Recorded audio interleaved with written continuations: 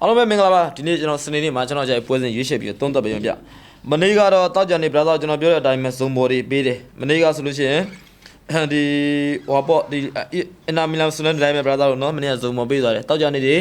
ဇုံဘော်ပေးတာကြာလို့ကျွန်တော်ပြောတယ်မနေ့ကဇုံဘော်တွေပေးသွားတယ်နောက်တစ်သင်းမနေ့ကဆိုလို့ရှိရင်ဘရာသာကျွန်တော်ပြောခဲ့တယ်ဟိုဘယ်လိုပြောမလဲဆိုလို့ရှိရင်အဲ့လိုပွဲစဉ်ကရှားလဲဆိုတော့လီဗန်ဒေးနော်မနေ့ကကြီးပြန်ပေးသွားတယ်မနေ့ကလီဗန်ဒေး3-2နဲ့ပြန်နောက်ကျကိုနိုင်သွားတယ်လူပွဲစဉ်မျိုးရှားပါတယ်ဗျာနော်ကျွန်တော်လည်းဘရာသာတို့ပြောခဲ့တယ်ကဲဒီနေ့မှာရောမနေ့ကလိုမျိုးဇုံမပင်းတဲ့ပွဲစဉ်ရှိတာဆိုတော့ကျွန်တော်ရွေးချယ်ပြီးတော့သုံးသပ်ပေးမယ်ဗျာနော်ကဲဒါဆိုရင်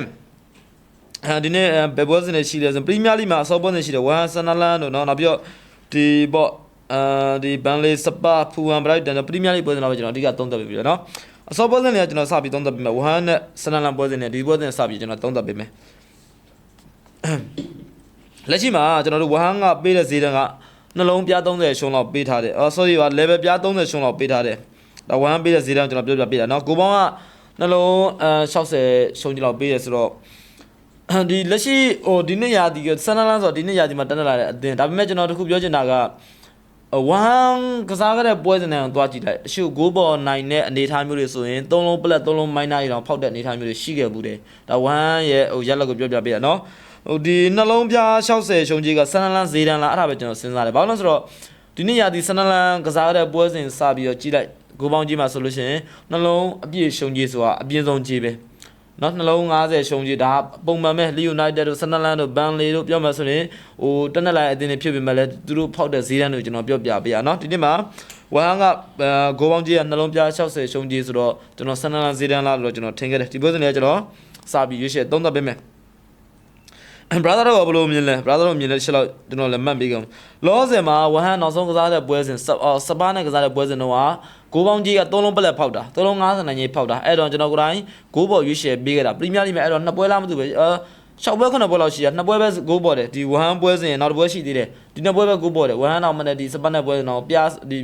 ပြား50လောက်ပဲဂိုးပေါ်ရသွားတာပြီးခဲ့တဲ့အပတ်ကပဲဒါကြောင့်မို့ဟိုဝမ်အနေနဲ့ဒီစပါးနဲ့ကစားတဲ့ပွဲစဉ်တော့သူ့အနေနဲ့3လုံးပလက်ဖောက်ပြီးတော့1-2လို့ရလက်မျိုးနဲ့စပါး9ရတယ်ဝမ်နှလုံးစပောက်နိုင်ပြီးတော့ဂိုးပေါ်သွားတယ်ဆိုတော့လက်ရှိဂိုးပေါင်းကြီးနှလုံးပြား60ရှုံးကြီးကကျွန်တော်ထင်ပြောမယ်ဆိုရင်ဂိုးပေါ်နိုင်မဲ့ကြီးဖြစ်နိုင်ကြီးရှိလားဆိုဖြစ်နိုင်ရှိတော့မရှိတော့ဘူးနည်းလောက်မယ်လို့ကျွန်တော်ယူဆတယ်ဘာလို့ခုလိုပြောလဲဆိုရင်လောလဝမ်အနေနဲ့ပရီးမီးယားလိမှာကစားတဲ့ပွဲစဉ်နောက်ဆုံးကစားတဲ့ပွဲစဉ်၄ပွဲလုံးဂိုးပေါ်ထားတယ်ဘရိုက်တန်နဲ့ဂိုးပေါ်တယ်နော်တင်ဖော်နဲ့ဂိုးပေါ်တယ်နော်ပြောမယ်ဆိုဒီဥပါဒန်နဲ့ဂိုးပေါ်ပြီးတော့နောက်ဆုံးစပါးနဲ့ပွဲစဉ်ဂိုးပေါ်ဆိုလောလက်မှာဝမ်ကစားခဲ့တဲ့ပွဲစဉ်၄ပွဲလောက်ရှိတယ်၄ပွဲလုံးပရီးမီးယားလိမှာဂိုးပေါ်ထားတယ်ဆိုတော့ဒီနေ့ဆက်လက်ပြီးပေါ်သွားနိုင်ပါမလားဈေးတန်းကတော့ဆန်လာဈေးတန်းကျွန်တော်ယူဆတယ်ဒါဆိုရင်ဆန်လာကျွန်တော်သုံးသပ်မယ်ဆန်လာကနောက်ဆုံးခရစ်စပယ်နဲ့ကစားတဲ့ပွဲစဉ်တုန်းကဆန်လာဈေးပြန်ပေးခဲ့တာနော်ဆန်နလန်အဲ့တော့ level ပြား90ရှုံးကြီးလာမျိုးခရစ်စပယ်လေးဈေးရပေးခဲ့တာအဲ့တော့ဒီဆန်နလန်နိုင်ခဲ့တယ်ဒါကြောင့်မို့ပရီးမီးယားလိပွဲစဉ်တော်တော်များများက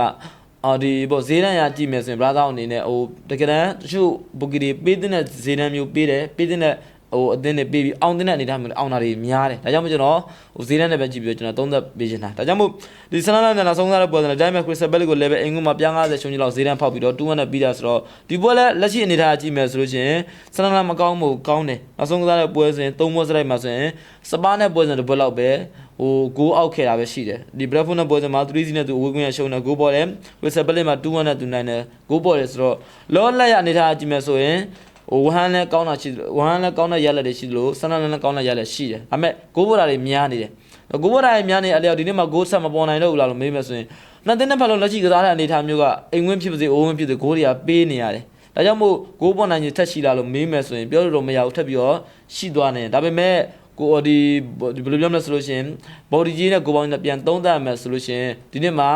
ဒီဂိုးပေါင်းကြီးကဆန်လန်ဈေးတန်းလို့ကျွန်တော်ယူဆတယ်ဆန်လန်လက်ရှိဖြတ်သန်းခဲ့တဲ့ပွဲစဉ်တိုင်းပြန်သုံးသပ်မယ်ဆိုရင်ဆန်လန်ပဲဟိုဘယ်လိုပြောမလဲဆိုလို့ရှိရင်ဒီလိုဈေးတန်းမျိုးဆန်လန်ကစားတဲ့ပွဲစဉ်တိုင်းပဲဖောက်တာတွေများတယ်ဆိုတော့ဒီနေ့မှာတည်ကြမယ်ဆိုတော့ကျွန်တော်တို့အနေနဲ့ဒါပြစွန်းအောင်စားမှအနေထားမျိုးဆန်လန်ဘော်ဒီကြိုက်မယ်ဆိုတော့ကောင်းလောက်မယ်ကျွန်တော်ယူဆတယ်ဘာလို့လဲဆိုတော့ဂိုးပေါင်းကြီးကဟိုစပါးနဲ့ကစားတဲ့ပွဲစဉ်တော့ဒီတိုင်းပဲစပါးဝဟန်ကိုလည်းပဲအပြည့်ရှုံးတော့ပဲဈေးတန်းပေးတယ်ပေးပြီးတော့ဟိုဘယ်လိုပြီးတော့လဲဆိုလို့ရှိရင်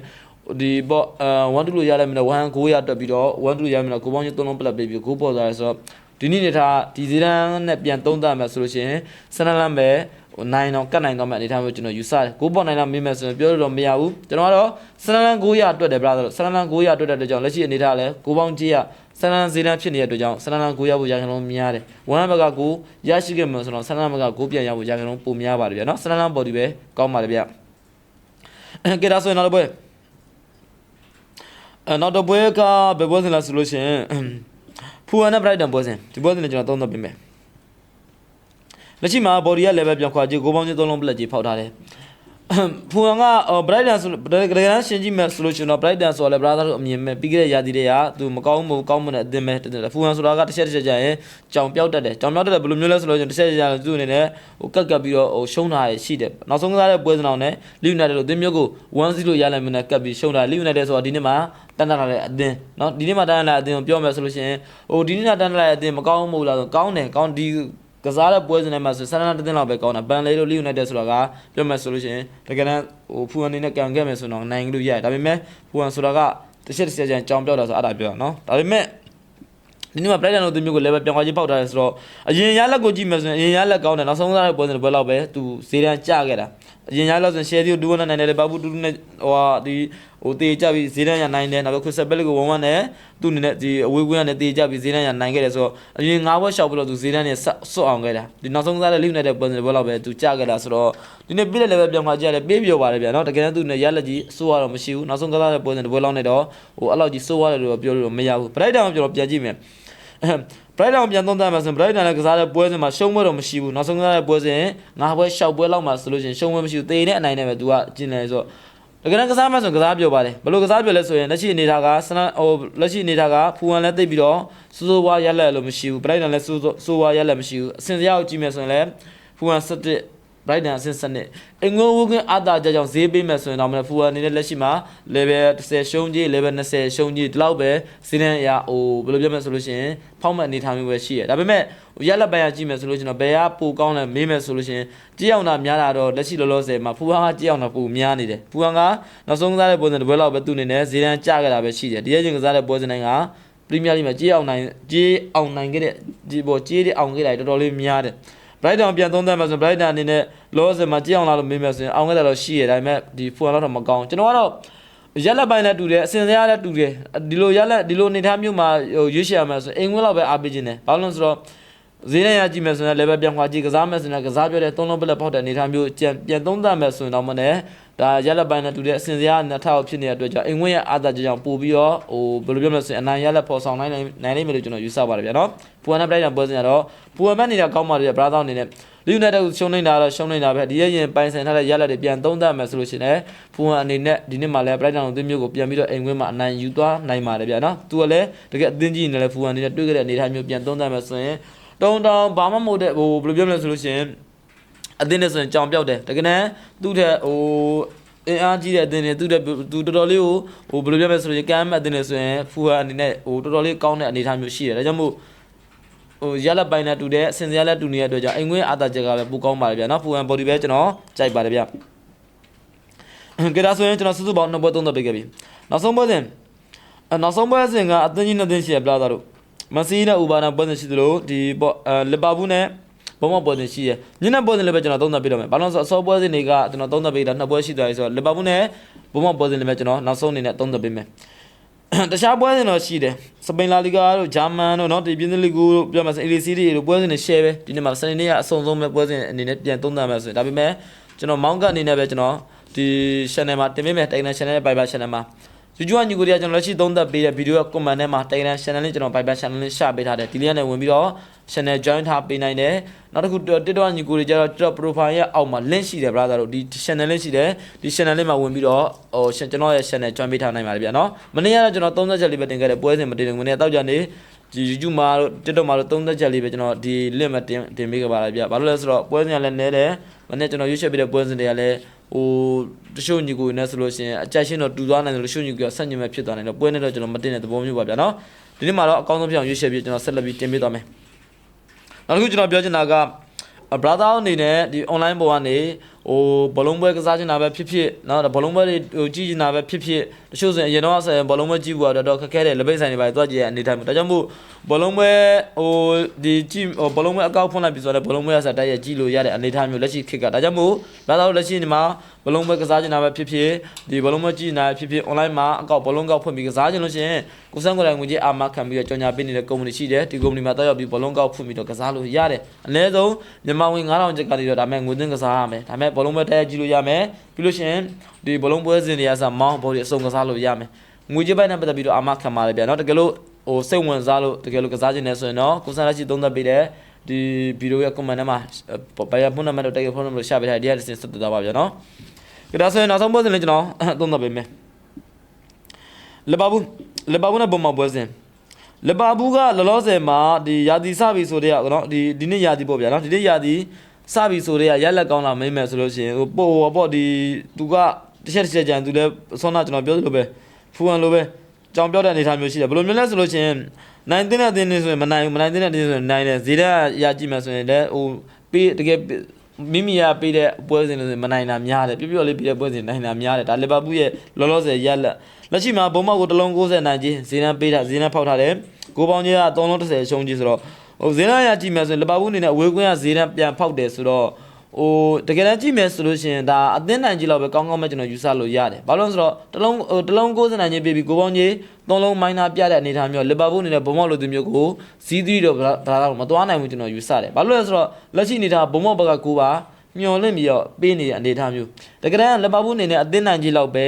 ဲတင်းဖောက်မယ်ဆိုလို့ရှိရင်ဥမာတကယ်တမ်းလီဗာပူးအနေနဲ့နိုင်လောက်မှရရင်လို့ရှိရင်တော့ဘူဂီနဲ့ပြား90လောက်ရင်းပြီးတော့တလုံးပလက်ဖောက်မဲ့အနေအထားမျိုးရှိတယ်တလုံး90နိုင်ကြီးဒါတင်းဖောက်လို့ရတဲ့အနေအထားမျိုးဒါပေမဲ့ဘော်ဒီတလုံး90နိုင်ကြီးဖောက်တယ်ကိုပေါင်းချင်း3လုံးမိုင်းနာဖောက်တဲ့အနေအထားမျိုးပြန်သုံးသပ်မယ်ဆိုရင်ဘုံမောက်ဘက်ကကိုပါကျွန်တော်တို့ပြန်ပြီးမျော်လင့်လို့ရတဲ့အနေအထားမျိုးဒါဆိုရင်ဘုံမောက်လီဗာပူးကိုပြန်ရနိုင်ရင်ရှိတာပြန်ကြည့်မယ်လက်ရှိကစားရတဲ့ပွဲစဉ်ကိုပြန်ကြည့်မယ်ဆိုရင်နောက်ဆုံးကစားတဲ့ပွဲစဉ်ရှောက်ပွဲလောက်ရှိတယ်ရှောက်ပွဲ9ပွဲလောက်ရှိတယ် brother ဟိုမန်ချက်စတာယူနိုက်တက်နဲ့ကစားတဲ့ပွဲစဉ်ရဲ့နောက်ပိုင်းနောက်ပိုင်းရှောက်ပွဲ9ပွဲလောက်ရှိတယ်ဇက်တိုက်ပွဲစဉ်တိုင်းဂိုးမရတဲ့ဘုံမောက်ဂိုးမရတဲ့ပွဲစဉ်တော့လုံးမရှိဘူးနိုင်ငံမှာနိုင်ရှုံးကမှရှုံးသူပွဲစဉ်တိုင်းကိုဂိုးတော့ပြန်ရတယ်ပြိုင်မသိကိုပြန်ပြီးဂိုးရတယ်ဒါပေမဲ့ဂိုးရတဲ့ကြားထဲကနေအနံရှုံးသူကွဲပြားသွားတဲ့အနေအထားမျိုးဆိုတော့လက်ရှိမှာဘုံမောက်အနေနဲ့လီဗာပူးလိုတင်မျိုးကိုဂိုးပြန်ရနိုင်မှုရန်ကုန်များသွားပြီဒီအနေထားကိုကျွန်တော်ပြန်ကြည့်မယ်ဆိုရင်เนาะဒါဆိုရင်လီဗာပူးအနေနဲ့လက်ရှိတလုံး90နိုင်ကြီးကနိုင်ကြီးဖြစ်နေတော့မေးမယ်ဆိုရင်လီဗာပူးဘရာသာတို့အမြင်ပဲဘယ်ပွဲစဉ်လဲဆိုဟိုဘန်လေးနဲ့ပွဲစဉ်တုန်းကလီဗာပူးပေးတဲ့ဈေးတန်းကနှလုံးပလက်လောက်ဖောက်တယ်ဘရာသာတို့နှလုံး90နိုင်ကြီးလောက်ဈေးတန်းဖောက်ပြီးတော့1-1နဲ့ပဲပြီးသွားတယ်ဘန်လင်းဆိုဒီနေ့မှတန်းလိုက်အတင်းနော်ဒါကြောင့်မို့နောက်ဆုံးကစားတဲ့ပွဲစဉ်ချန်ပီယံလိကစားတဲ့ပွဲစဉ်မာဆီလိုအသင်းမျိုးကိုလီဗာပူးဈေးတန်းဖောက်တယ်လေဘယ်80ရှုံး90ရှုံးကြီးလောက်ပဲဈေးတန်းဖောက်တယ်အဲ့တော့ဇီးသီးလိုရတဲ့မျိုးနဲ့မာဆီကိုနိုင်သွားတယ်ဆိုတော့လက်ရှိလောလောဆယ်ကလီဗာပူးကမှန်းမရဘူးဘရာသာတို့ဘယ်လိုမှမရလဲဆိုလို့ရှိရင်တကယ်အစနာကျွန်တော်ပြောလို့ပဲတကယ်မိမိရဖောက်တဲ့ဈေးတန်းတွေဆိုလို့ရှိရင်သူ့အနေနဲ့ကြတာတွေများတယ်ပြောလေးဖောက်တဲ့ဈေးတန်းတွေဆိုရင်ကြီးတဲ့အောင်တာများတယ်ဆိုတော့ဘူဂီတွေကတော်တော်များများဈေးကွက်လှည့်လို့ပဲကျွန်တော်ယူဆတယ်ဒါကြောင့်မို့လက်ရှိတလုံး90နိုင်ဈေးတန်းပေးထားတယ်လီဗာပူးဒီနေ့တကယ်တမ်းဘယ်သူမှဆိုတော့လီဗာပူးဘက်ကစားမဲ့ညီကိုတွေများတယ်ဒါလက်ရှိအနေထားကျွန်တော်ပြောပြဒါပေမဲ့ဘော်ဒီနဲ့ကိုပေါင်းနဲ့ရှင်ကြည့်မယ်ဆိုရင်ဘုံမောက်ဘက်ကကိုပါပြန်ပြီးမျောလင်းလို့ရတယ်လီဗာပူးလက်ရှိကစားတဲ့ပွဲစဉ်တိုင်းကလည်းပရီးမီးယားလိကိုပြန်ရှုံပြီးတော့ကြည့်မယ်ဆိုရင်ပရီးမီးယားလိမှာသူပေါ့ဂိုးမပေးရတဲ့ပွဲစဉ်တော့ဘယ်ပွဲစဉ်လဲရှိနေနော်အာဆင်နယ်နဲ့ပွဲစဉ်တော့နော်အာဆင်နယ်စီးစီးနဲ့ပြီးတယ်လီယူနိုက်တက်စီးစီးနဲ့ပြီးတယ်ဒီနှစ်ပွဲလောက်ပဲသူဂိုးမပေးရတာကျန်တဲ့ပွဲစဉ်တော်တော်များပြိုင်မဲ့တဲ့ဂိုးပြန်ပေးရတာများတယ်ဂိုးပေးရတယ်လည်းများတယ်လက်ရှိအနေထားကလည်းဘုံမောက်ဘူဂီတွေကဂိုးရတွက်နေတဲ့အနေထားမျိုးဖြစ်တဲ့ကြောင့်ဒီနေ့မှာဘုံမောက်အနေနဲ့ဂိုးရဖို့ရန်ကုန်များပါတယ်ဗျနောက်တစ်ခုကဒီလက်ရှိပရီးမီးယားလိဒီအဆင့်ရောက်ကြည့်မယ်ဆိုရင်လီဗာပူးကအဆင့်4မှာဘုံမောက်ဆိုအဆင့်15မှာတကယ်တမ်းဈေးတန်းရပေးမယ်ဆိုတော့အင်္ဂလိပ်ဝင်အားသာချက်ကြောင့်ရှန်ထားမယ်ဆိုတော့တလုံးပလောက်တော့ဖောက်လို့ရတယ်90နိုင်ကြီးတင်းနေတော့ဖောက်လို့ရတဲ့အနေထားမျိုးလက်ရှိအနေထားကဟိုအဆင့်15အတင်းအဆင့်4အတင်းကတလုံး90နိုင်ကြီးပေးတယ်ဆိုတော့ကျွန်တော်နှစ်ခါတော့မခံတော့ဘူးကျွန်တော်ယူဆတယ်ဘာလို့လဲဆိုတော့မာဆေးကိုလည်းလိုပဲတလုံးရှုပြည့်နိုင်မဲ့ဈေးတန်းမျိုးပေးပြီးတော့စီးသူးနဲ့နိုင်သွားတာဘုံမောင်လည်းဒီလိုဈေးတန်းထပ်ပေါက်ထားတယ်ဒါပေမဲ့ဘယ်လိုပြောမလဲဆိုလို့ချင်းလက်ရှိနေတာဘုံမောင်လည်းကျွန်တော်900တွက်နေတဲ့အတွက်ကြောင့်ဒီပွဲစဉ်က9ပို့ပို့ရရင်တော့ပိုများတယ်ဘော်ရီနဲ့ဆိုင်9ပေါင်းကပိုစိတ်ချမယ်ယူဆတယ်ဘုံမောင်ဘာလို့လဲဆိုလို့ချင်းဒီနေ့မှာဘုံမောင်လည်း9ပြန်ရနိုင်တဲ့အနေအထားမျိုးရှိတယ်ဒါကြောင့်မို့ကျွန်တော်ကတော့လီဗာပူးနဲ့ဘုံမောင်ပွဲစဉ်9ပေါင်းပေါ်ပဲကောင်းပါတယ်ဗျဒါတော့အကြိုက်ဒီမစင်9ပေါ်ပဲအားပေးတယ်